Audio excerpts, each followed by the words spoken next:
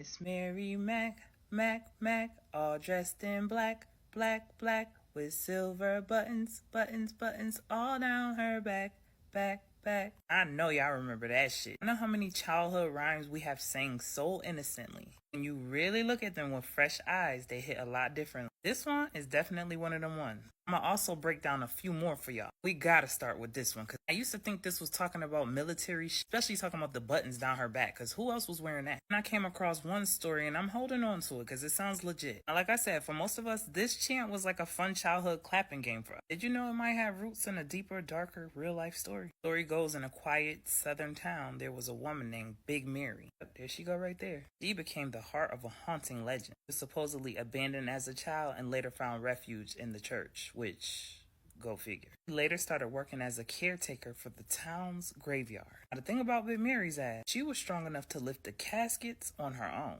She ain't need no help, giving real Respucia vibe. Well, as you can imagine, she was earning both awe and fear from the children. They didn't know what to think. The children used to tease her with this song. Sad for them, all hell broke loose. Let's just say that was the last song that they sang. Fast forward to when we started singing it. It said that we were chanting her, and whenever she appeared on that third chant, we would show up and prepare whoever was chanting for her for burial. That shit just took a wild turn, because what? The thing about it, that was just one of many. I mean, think about it. We was singing Ring Around the Rosie, Pocket Full of Posies, Ashes, Ashes.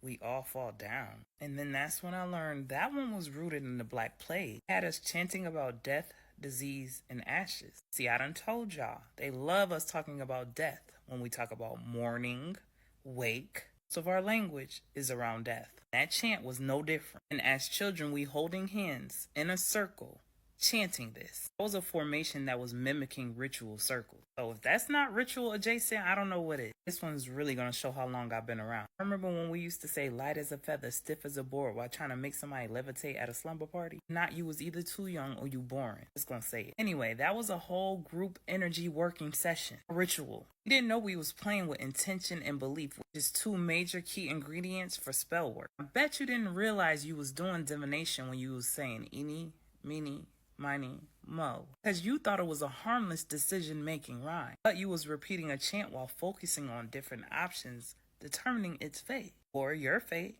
Easily falls into the realm of spell work. Speaking of divination, it's Friday, January 24th, 8 p.m. Central Standard Time, 9 p.m. Eastern Standard Time. I'll be joining Mama T on her Stella Marie podcast along with some amazing other ladies. We're going to be talking about all things hoodoo, voodoo, and divination. Y'all go check out and subscribe to Mama T's YouTube page now so you'll be ready for Friday. Technically, this one wasn't a song. We did have to repeat it. You remember having to go to that mirror and saying Bloody Mary? How many times were you required to say it? At least 3.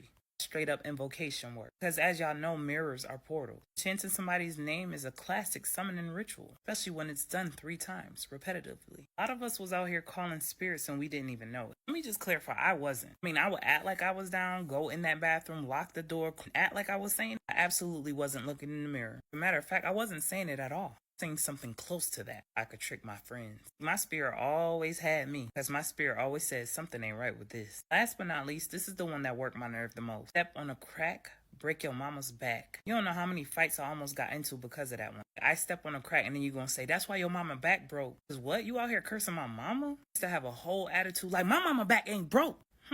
Now that I think about it, my mama is having back pain. I hope I never said it one time because of peer pressure. I apologize, mama. It's wild how innocent repetition of words and actions can literally turn into ritual and spell work. You ain't even know it. Literally had our little asses out here cursing ourselves, yet they was worried about us cussing. Big difference. You layer a lot of these chants with actual group energy work, you know, like when the children was holding hands singing the same thing. This amplified the energy and the vibe. So these chants was touching on themes of energy manipulation, and symbolic intent. What this taught me was everything is not always as innocent as it seems. No matter how young you are, something don't feel right, your spirit is going to let you know. Make sure y'all get in them comments and let me know your thoughts. Let me know what other ones you can think about that are chants or curses. Peace, love, and light, and gratitude for watching.